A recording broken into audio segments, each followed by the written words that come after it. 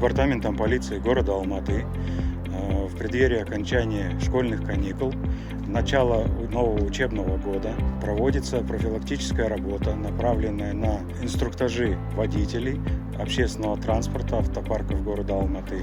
Сегодня мы находимся в транспортном предприятии, обслуживающем школы, учебные заведения. Коммунальный автобусный парк номер 4. В автопредприятиях проводятся инструктажи водительского состава о необходимости соблюдения правил дорожного движения, скоростного режима, о необходимости при передвижении по городу, приближении к пешеходному переходу, к учебному заведению, удвоить внимание, обеспечить безопасность пассажиров в салоне автобусов при выходе из транспортного средства.